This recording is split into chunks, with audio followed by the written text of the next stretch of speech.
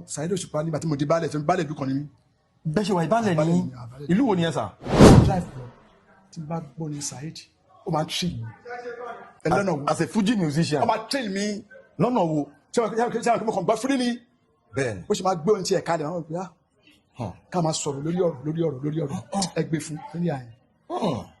ká máa kọrin lórí orin ká máa sọ̀rọ̀ lórí ọ̀rọ̀ ká máa sọ̀rọ̀ lórí iṣẹ́ mọ̀ kéèyàn máa kọ̀rọ̀ lórí ọ̀rọ̀ nígbà ṣe mọ̀ kó má ní space pé jẹ́ǹtì ẹ̀ sí mi ẹgbẹ́ fún lórí àbẹ̀yẹn ṣe fún jíìmù àní mi tí ì bá ṣe nǹkan jẹ́ ká sọ pé ó ń ṣe ṣe mọ̀ ìdíwé tó fi ń compose orin títí ẹ̀ mo láìkẹ́.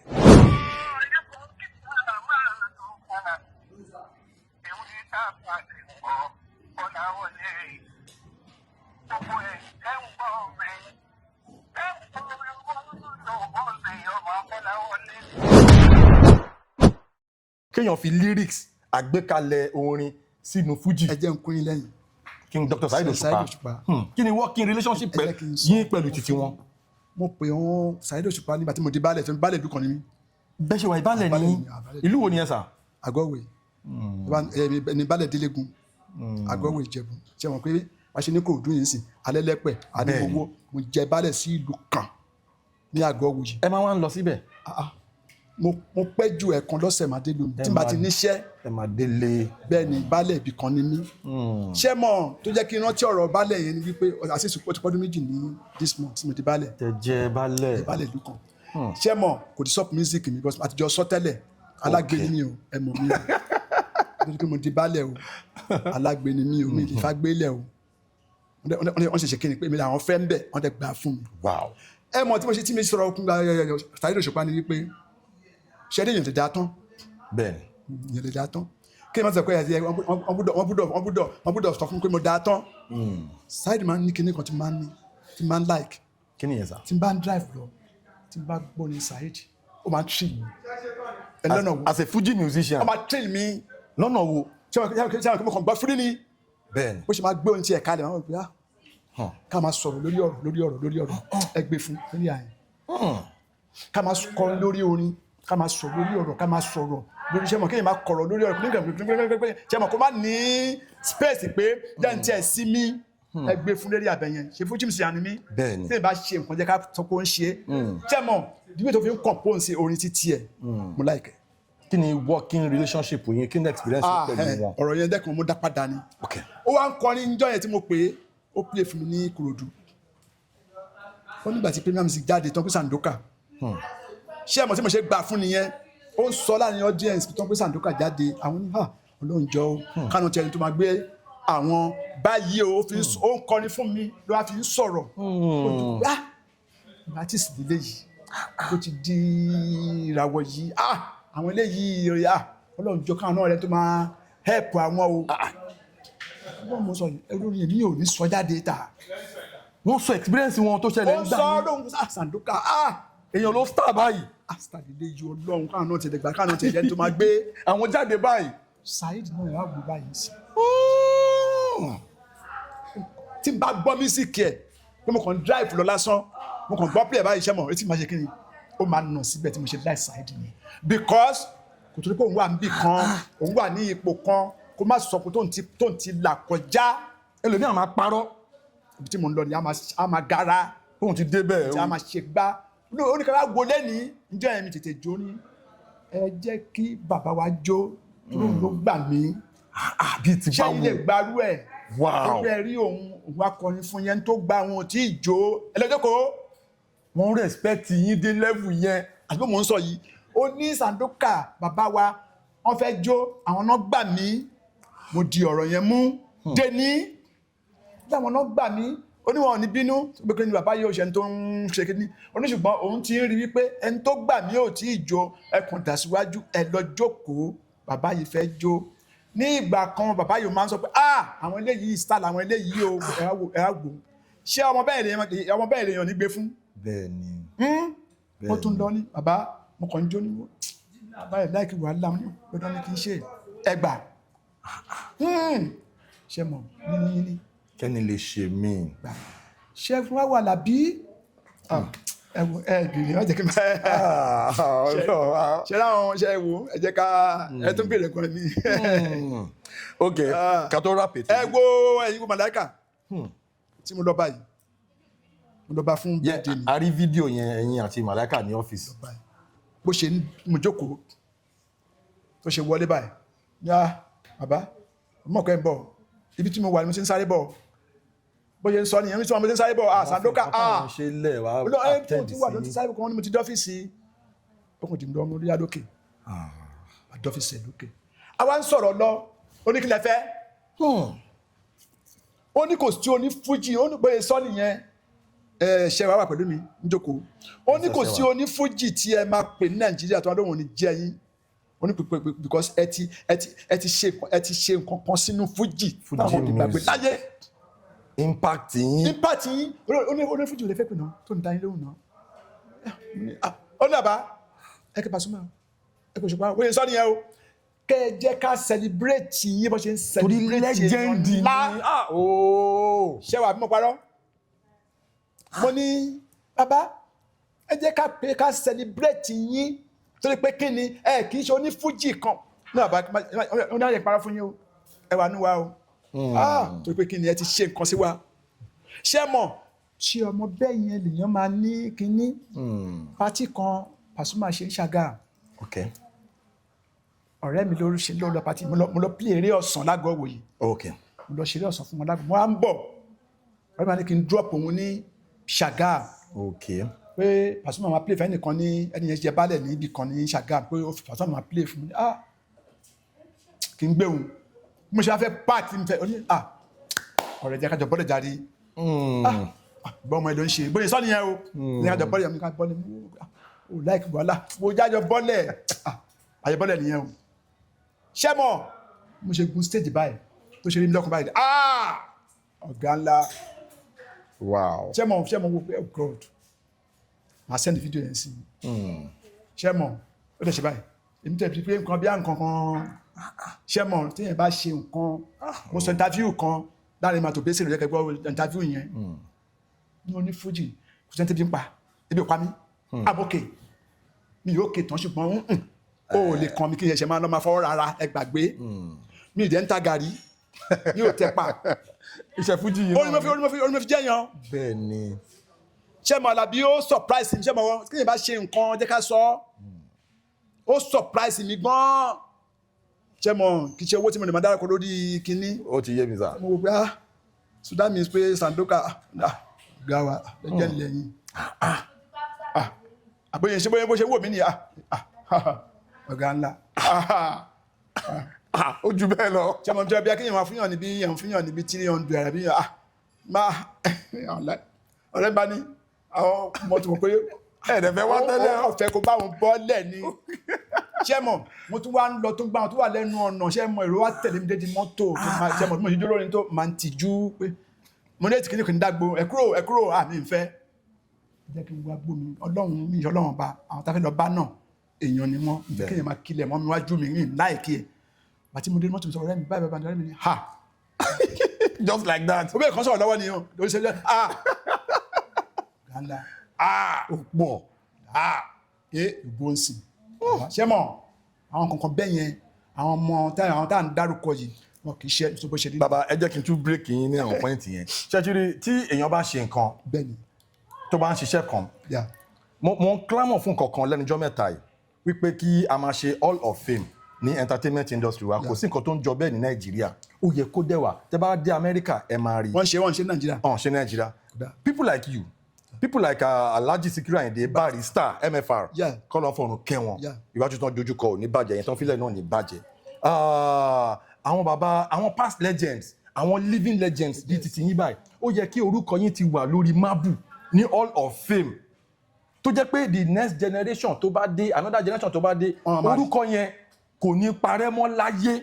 àwọn fújì ṣe kínní yẹn tó bá ti wọ́n tó bá fújì ṣe ń bà. ok ní ìsọlọ. ẹ máa rí níbẹ̀ Sandoka Isi Kabaka bá ti wọ́n fújì ṣe ń bà bí wọ́n ṣe Barrister sí. bí wọ́n ṣe Barrister sí Hall of Fame wà ń bẹ̀. bẹ́ẹ̀ wà ń bẹ̀ fáwọn eléyìí o. Àwọn legends wa orúkọ wọn ti wà engraved lórí. bẹ́ẹ̀ wọ́n ti wọlé báyìí lọ́wọ́ wọ́ọ̀sì báyìí. ok ṣé wọn tẹ́lẹ̀ bá ti ń ṣe orúkọ bẹ́ẹ̀ yẹn. máa débẹ̀. dasọ tí wọ́n ti wọnú lé báyìí. barisa tí wọ́n sì lè yẹ wọ́ọ̀sì nígbà yẹn ti gbó. gbogbo àwọn legends Fuji yẹn orúkọ wọn wà engraved síbẹ̀ yẹn tó jẹ́ pé a máa lọ as a tourist center a máa lọ bẹ̀. káwọn ẹ̀ máa ka gbogbo ẹ̀ wà ń bẹ̀. so ti generation bá dé. gbogbo àwọn àlàní gbogbo àtàjẹ́ Fuji kìíní ẹ̀ máa rí ń bẹ̀. Wow. Ó wà ń bẹ̀, ó wà ń bẹ̀. Wow. Another secret tí mo fẹ́ béèrè. Bẹ́ẹ̀ ṣe dé, mo ṣáà wo yìí, ẹ̀ ń ta pọ́npọ́n ìta. Gbà as a Fuji musician, as a star, then star power yín. Tí n bá ní star power, mi kì í dédé lu ọ̀rọ̀ yẹn. Àwọn tó ní star power yẹn, ọ̀tọ̀ ní kéèyàn máa ṣiṣẹ́ kan tíyàn ṣe, kéèyàn popular. Ọ̀tọ̀ ní kéèyàn ní star power.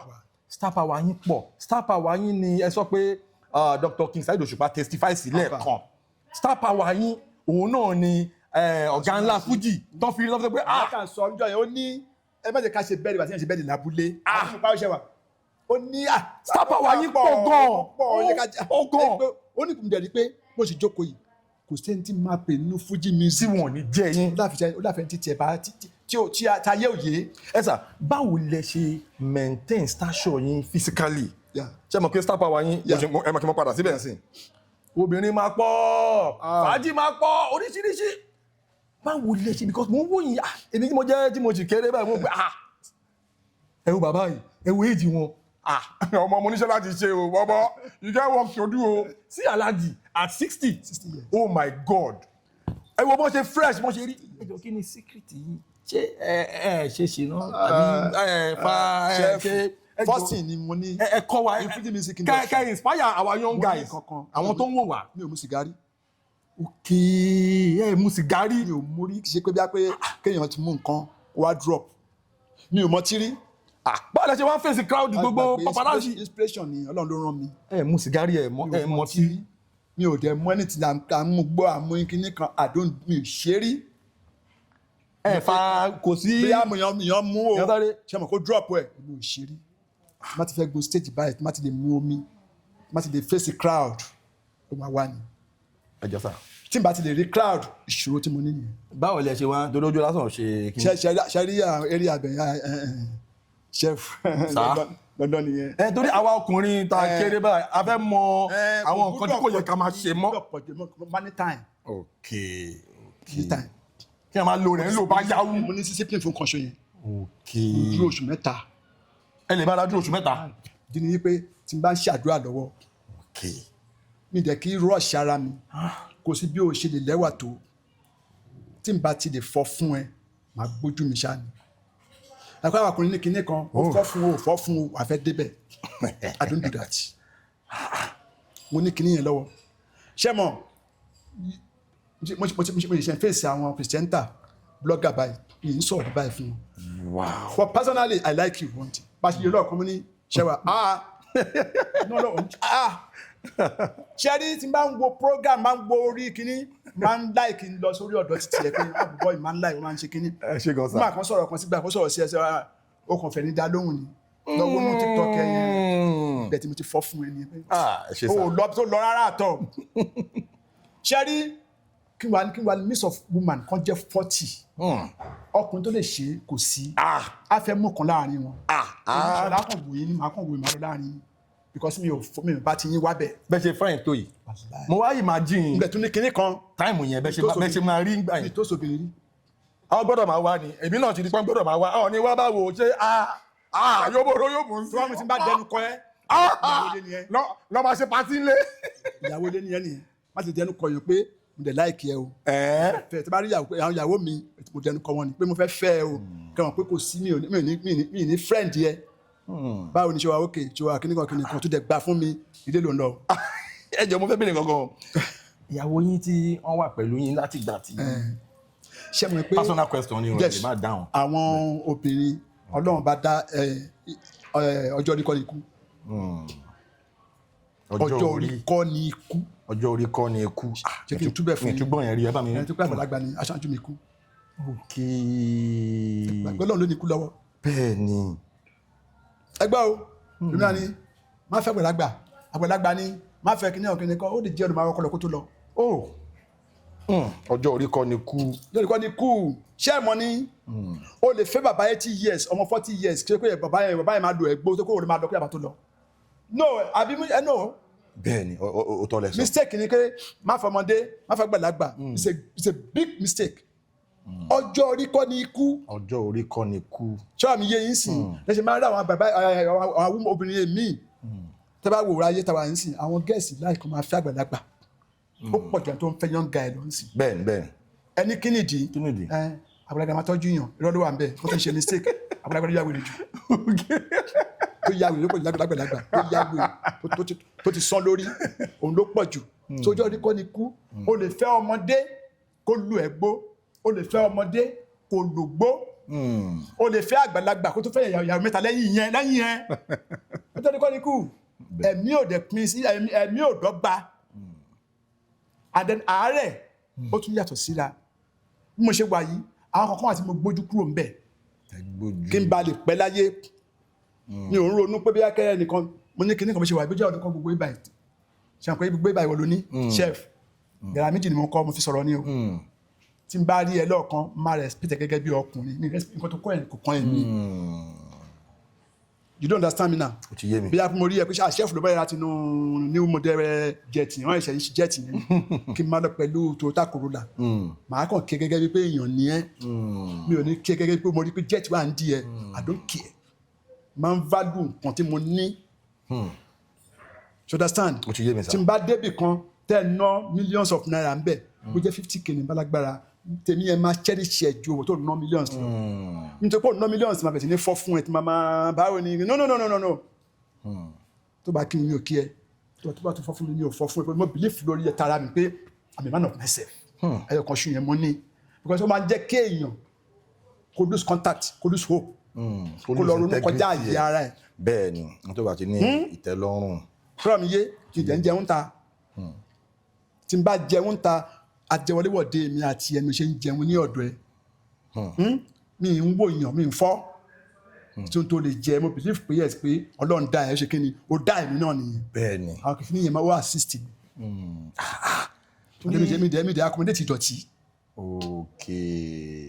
ìdọ̀tí bójọ́kùnrin ni ẹ máa rí pé mo rí pé o ní ti tó máa fi sáàyè ra fún ẹ torí mi ì fẹ́ tí ẹ ò lè bá tèmi lọ mi ní báyìí jà torí tí n bá lọ báyìí jà ó lè affect promotion tó ń ṣe fún mi ó lè affect àbọ̀ṣepọ̀ ẹ̀mí àti ẹ máa fi sáàyè ra fún ẹ nígbà mi ìyẹ́ òkú bá mi torí àti mi ò accommodate ìdọ̀tí tí n bá dẹ̀ báyìí sọ ó lè máa bí ẹ nú tí mi ní báyìí sọ àwọn kankan bẹ́yìn rẹ̀ ni ó fi lo ilé ayé ká máa mu tí a mú para ká mu sìgá àmú fẹ́ kú ká máa bọ́bìnrin ṣàṣepọ̀ orí ajojúmọ́ ayé gbogbo ẹ̀ ló fẹ́ mú gbogbo ẹ̀ ló fẹ́ test gbogbo ẹ̀ ìṣòro ní fáfọkùnrin.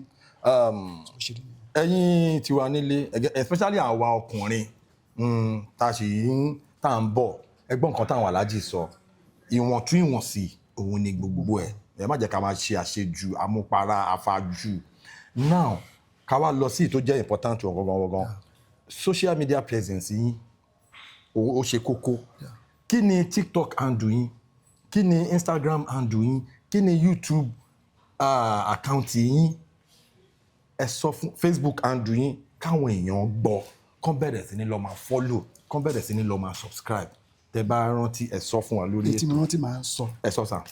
ṣé wọn pé Facebook mi ẹ máa ti rí because I have somebody tó ń handle ẹ fún mi ẹ máa ti rí Kadijat Yoboro Sandoka. Kadijat Yoboro Sandoka. ẹ máa rí Yoboro Yobonsin. Yoboro Yobonsin. Yes. ìkẹta tẹ bá lọ sórí YouTube ẹ máa ní Bọ̀bọ́ni latest. Bọ̀bọ́ni latest. Ìṣọ̀lá Fatai. Ìṣọ̀lá Fatai Bọ̀bọ́ni latest. Yes. Play for me àfi ṣe gbogbo mi.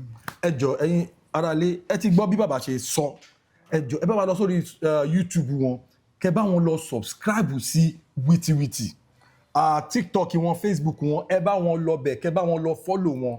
Bàbá kí ni plan yín láti talẹ̀ ń wò pé ẹ lè remix orin Bọ̀bọ́ni latest yẹn Yoboro Yobonsin yẹn àwọn albums yín yẹn àwọn evergreen yẹn àwọn wo lẹ ń rò pé eléyìí mo lè remix ẹ pẹ̀lú bóyá Dr. King Saheed Òṣùpá ni eléyìí ẹ jẹ́ kí n ṣe pẹ̀lú Alhaji Sule Alao Malaika eléyìí ẹ jẹ́ kí n ṣe pẹ̀lú Kwamwa. Gbogbo iṣẹ́ mi béèyàn bá ti sì ṣe kòlábò pọ̀ kò sí eré tí níjà tí bá ṣe tí bó ṣùpá ṣe mò ń bọ̀ mi tẹ́ tí bó ṣùpá ṣe tí bá Pasuma ṣe tí bá Màláíkà ṣe tí bá Ẹwẹ́ ṣe but má ti ń ṣe nǹkan má láì láti fíṣọ̀ gbogbo wọn because wọ́n ti ní yíyan àyè sọ pé ajá ìsẹ̀yìn àbí wọ́n lè ṣe ń sọ ló mọ ẹsẹ̀ má torí pé wà nípò kan kò láwọn tó wà níwájú kò láwọn tó wà lẹ́yìn wọn jẹ́ nǹkan. Did you know where you are going to be tomorrow? Ẹ̀dá ẹ̀ máa fi sọ́wọ́ sí. Kí ẹ̀ máa ṣe dáadáa má dẹ̀ torí pé wà níbì kan kò wòyàn bẹ́ńtẹ́ ń pé àmọ́ ti jẹ́ tán àmọ́ ti tó tán mistake ni ẹ fẹ́ dá o. Gbogbo nǹkan tó bá ti fẹ́ máa ṣe láyé ẹ̀ máa ṣe ní ìwọ̀ntúnwọ̀nsì máa ṣe ní ìwọ̀ntúnwọ̀nsì ṣùgbọ́n ìjà kan ń bọ̀ mi ti ní sọ bẹ́ẹ̀ ni ọ̀rọ̀ kan ń bọ̀ because orin mo fi ń jẹun ọ̀rọ̀ mo fi ń jẹ́ èèyàn láàrin olórin kan tó sọ̀rọ̀ sí mi ó jẹ́ lẹ́yìn eléyìí chef ọ̀rọ̀ ń bọ̀ ń bẹ̀ pé kí ni mi ò bá yàn dùn kankan orin ni mò ń jẹ mi ò tẹ̀pà ẹni tí mo fi ń rí owó mi is entertainment mo fi ń rí owó ṣẹláwa olórin tajó ní Fuji bẹ́ẹ̀ fi kìíní kan fẹ́ sọ fún wa a ò lè sọ nípa Fuji music in Nigeria not all over the world not only Nigeria tí a bá ń jọ Sandoka Àkúrò à ń túnra wa ni. bẹ́ẹ̀ni story Fuji ò pé. ẹ má gbàgbé tí a bá ń yọ Sandoka Àkúrò àfẹ́kàn mọ̀ àfẹ́kàn ṣe ẹ gbàgbé mo ti fi Fuji jẹ́ nǹkan bí ọ̀rọ̀ àbúrò akọ́tò kọrin kan Ọládèwú kọ́ ni music ẹ gbàgbé kò sẹ́ni tọ́lọ́run ṣe fún kò dẹ̀ sẹ́ni tẹ́bi ń pa oníkálukú ló ń ṣe ẹ̀tọ́ ẹ̀ Fuji music mo dúpẹ́ lọ́wọ́ bàbá láti Síkírù Àyìndé Barrister ọlọ́fọ̀nù kẹwọn Bàṣá Àyìndé Marshal mo dúpẹ́ akitiyan ẹ̀ pọ̀ nínú Fuji tẹ́ ẹ bá ń gbọ́gbọ́n tẹ́ ẹ ń yọ kúrò ẹ̀ ń tanra yín ni mo ń sọ pé mo fi ń sọ ẹ̀ ń tanra yín ni gbogbo yorùbá ń sìn all over the world tó ṣàmù a máa grade ara wa pé number 1 number 2 number 4 Ọlọ́run ló ní ipò kò jù yẹn lọ. Then àwọn because ayé ti da ayé internet gẹ́gẹ́ bí ìsọ̀lẹ̀ kan àwọn music platforms àwọn online streaming platforms yẹn ẹ mọ̀ ká ní Spotify ṣé àwọn orin yín wà lórí àwọn audio mark yẹn àwọn Apple Music gbogbo ẹ̀ ló wà lórí ẹ̀ gbogbo ẹ̀ ló wà lórí ẹ̀ kí ni orúkọ ṣé tó máa jẹ type. bẹ́ẹ̀ ni wọ́n máa gbogbo audio mark gbogbo àwọn máa bọ̀ mi.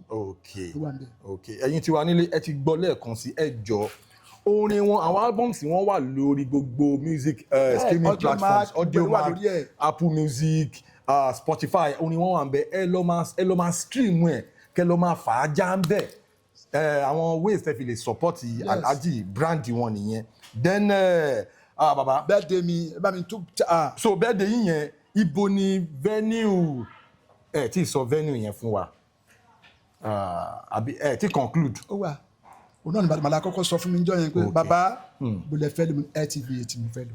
ok LTV8 ni LTV8 February 5 LTV8 mo fẹ́ lò ṣé àwọn kò tí èèyàn bá ti ń jẹun a máa yọ ti inú ẹ̀ díẹ̀ tí ó wà dá a máa yọ ọ́ lẹ̀ mi ò lè yọ ẹni tó ń ṣe agbátẹrù ẹ̀ jáde. so ẹ jẹ́ kí n ṣe officially báyìí birthday celebration Alhaji Yoboro Yobonsin ní February 5th ní LTV8 Alhaji Sule Alao Malaika ní olórin of the day ọjọ́ yẹn àwọn special guest wá pọ̀ Dr. King Saheed Òṣùpá àwọn náà ń bọ̀ Alhaji Wasiu Alabi Pasuma àwọn náà ń bọ̀ Alhaji Sule Adio Atawẹ́wẹ́ àwọn náà ń bọ̀ Kebe Kwara General Kollington àwọn náà ń bọ̀ ní LTV8 event yìí Princess Adesewa ló package ẹ̀ ó máa làmìlaka ó máa lágbára gan personally lórí platform tèmi lórí ètò máa ma fún yín ní update bí event yẹn ṣe máa lọ so tá a máa fi kọ́lọ̀ ń ṣọ́wájú ìgbà yẹn. Yoboro Yobonsin mo láwọn bèbí fẹ́ báyìí jó gbé anílẹ̀ kò dìde ìṣọ̀lá mi là ń ké sí ọmọ gẹ̀rígẹ̀rí Yoboro mi Yobonsin agbẹ́mọ́tò fọ́nmáláyì gbọ́ràn òjò mi pa serious kàkà kò ṣe thank you òyìnbó ló fi sẹ́nu oníkìn kọ̀mọ́tò láwálé oníkìn gàràwé mo wá ń fún lésì ṣé o mẹ́ni tó dúró ni o mọ̀ Ṣọlá Sandoka tó bá mẹ́ni tó dúró ni wàfà tí ẹ̀kọ́ rẹ̀ wá kó sínú mọ́tò èmi Sweet Sandoka wálé super Fuji champion fine man Sandoka ni o. Now ká fi ṣe àṣekágbá a máa ń pe segment yìí ní famous phone call. Ẹ máa gbé phone ẹ máa wá wo star bíi titi yín ẹ máa pè wọ́n wọ́n máa kí àwọn ará ilé a máa fi ń ṣe cruise ní orí ètò ni so a máa fún yín time ẹ máa mú fóònù ẹ pè star tẹ bá lè pè ẹ máa kí wọn wọ́n á kí àwọn ará ilé àti máa ṣe nìyẹn a máa dóde yẹn a máa dúró ẹ mú fóònù Alhaji wá. máa mú sọ́ọ̀fù yẹn. kọ́ pé ká wo ẹ tí Alhaji fẹ́ pè.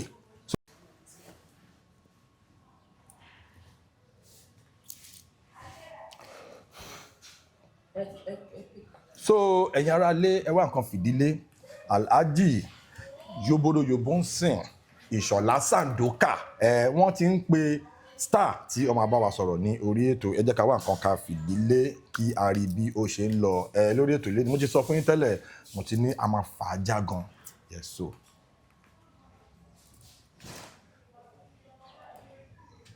Ó yá.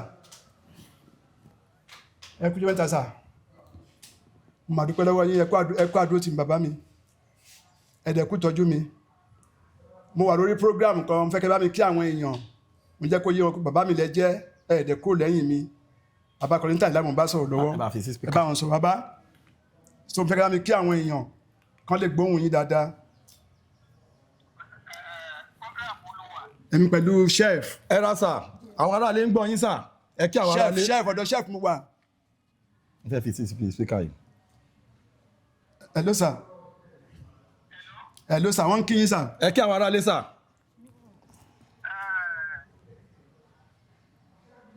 Àwọn ará ilé ń gbọ́ yín.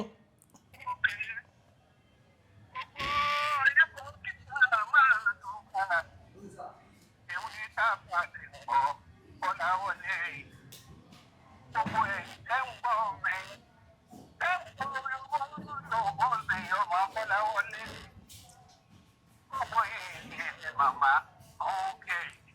Ẹ ṣe gbogbo ẹ̀yin bẹ́ẹ̀ gbọ́ gbogbo ọmọ mi. Ọmọdé ni àgbà ni obìnrin ni ọkùnrin ni. Bẹ́ẹ̀ gbóhùn ẹ̀. Ẹ ṣe Ọlọ́run àdúrótẹ̀ yìí náà. Àmín. Àmín. Àmín. Ọlọ́run àdúrótẹ̀ yìí. Àmín. Ẹ ṣe wọn. Àti pìrìfẹ́ńtà o, àtàwọn adísílà o. Gbogbo yìí ni mo kì í ṣe ní General Police Nàìjíríà. Ẹ ṣeun gan sà. Àmín. Àmín. A pè yín ẹ jẹ́ wa ẹ ṣé gan sà. A máa rí yín bá o. Ẹ ṣé àbá mi ẹ ṣé gan o. Ẹ ṣé o, màá máa rí yín bá o. Ẹ rí i pé ó nǹkan kì í ṣẹ̀ṣẹ̀ ràgó lórí ètò. Alhaji Yobodo Yobonsin wọ́n ti fọ́ wa lẹ́nu wọ́n padà wá pé General Kollington Àyìnlá wọ́n wá gbé wa débẹ̀ gbogbo àdúrà tó gbà pátápátá ló máa gbàlé wa lórí àlàáfíà ara wọn ní di fíafíà wọn á túbọ̀ máa pẹ́ fún wa Fuji ò ní bàjẹ́ Fuji ò ní bàjẹ́ legacy Alhaji Sikiru Ayinde Barrister kò ní parẹ́ láéláé MFR ẹ sà á pè yín ẹ jẹ́ wa lórí ètò ẹ ṣé gan-an inú wa dùn ẹ ṣé gan-an birthday wọn lágbára Ọlọ́run kíkú má pa kankan nínú wa a máa gbé yín débẹ̀ live coverage a máa wá stream live a máa rí gbogbo bí idán ẹ ṣe ń lọ ẹ ṣé gan sa. tí máa ní kí n pe wa sáyìn dín kò ní dàbí. ẹ kí àwọn aráalé ká fi tó kù sí February 5th yes ẹ káwọn aráalé ká fi round up. àti ready. Oya Susu Yobonsin ilé tẹ́lẹ̀dì ẹ̀ ò gbọ́dọ̀ lẹ́ẹ̀lẹ́ ìpàtẹ́pà dábà ẹ̀ ò gbọ́dọ̀ pa gúnúngún. Oya ẹyẹ ń bá a sílẹ̀ ẹyẹ ń jẹ ń jèrò ṣóun tẹ́yẹ ń bá a jẹ ṣóun lẹ́yẹ máa gbé fò àjẹmọ́nú òkè pààyàn yóò borò.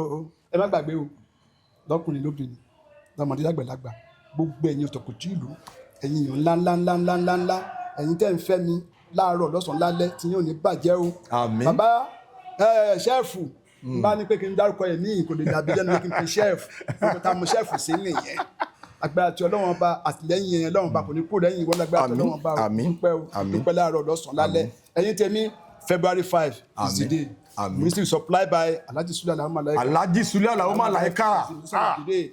So please ẹ jọ̀ọ́ torí Ọlọ́run bá tí àwọn kìnnìún bá ti jáde lọ́tún lọ́sì ẹ máa gbọ́ bó ṣe ń lọ ẹ ṣe. ẹ wo mama update yín as we come to the end of the show. ọ̀sẹ̀ yẹn ara lé Jeff lórúkọ mi unfiltered unscripted with Jeff Owólẹ́wà lẹ́tọ̀ ẹ ṣé gan sir thank you sir.